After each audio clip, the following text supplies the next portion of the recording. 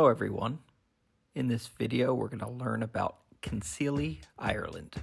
It is in northern Dublin County between Malahide, Portmarnock, and Swords. If you're watching this video on Facebook, you can share it.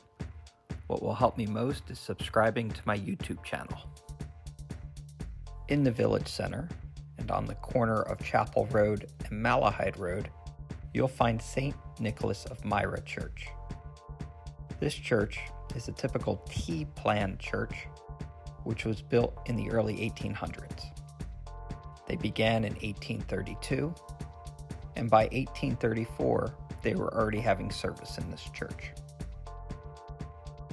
Next to the church is the first national school in the Kinsealy area. National schools started in 1831, and you can see by the sign, this was sometime in the 1830s is when this school opened. What's interesting about this national school is on the backside, on Chapel Road, you will find one of the Victorian post boxes. This was a wall unit, and these were from the late 1800s. The most famous home in Kinsealy is that of Abbeville. This was the home of Charles Hahey, who was the head of government on and off between 1979 and 1992. This home was visited by many famous people, including Ted Kennedy, who visited Ireland in November of 1988 for a football game between Boston College and West Point. This home and the grounds around it has significance for American history. In 1736, Thomas Montgomery leased the estate as his Dublin residence while he was in Parliament. His son Richard was born in 1738. Richard enrolled in Trinity College in 1754. 2 years later, he joined the British Army and fought in the French and Indian War. He rose through the ranks of the Army, serving mostly in North America and the Caribbean. After the war, he returned to Britain, but in 1773, he returned to America and married Janet Livingston. Her father helped write the Declaration of Independence. When the American Revolutionary War broke out, Richard Montgomery joined the American Army.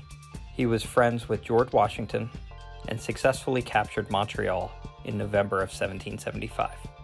When his army was advancing on Quebec and he led the charge in December of 1775, he was killed in battle. Richard Montgomery was the first person to have a memorial built for him by the United States government. Many towns and places are named after him, such as the capital, Montgomery, Alabama. As you travel down Chapel Road from Malahide Road, you will find the ruins of a medieval church on the left-hand side. This also was dedicated to St. Nicholas of Myra. The church is thought to have been used all the way to the mid-1700s, and it's been noted to be in ruins in the 1800s. This church is surrounded by a graveyard, some of the tombs dating back to the 1750s. Austin Cooper is buried on these grounds. His family owned the Abbeville house after the Montgomerys. He's known because he was part of the Irish Treasury. When he traveled around to collect taxes, he began to sketch what he saw. So his family had a very large collection of his sketches of castles, abbeys, early churches, and even prehistoric sites.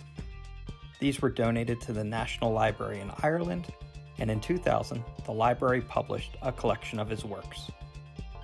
About 1 kilometer south on Malahide Road, from the village center of Kinsealy, you will find St. Doulin's Church. At the entrance to the church grounds from Malahide Road, you will find a granite cross.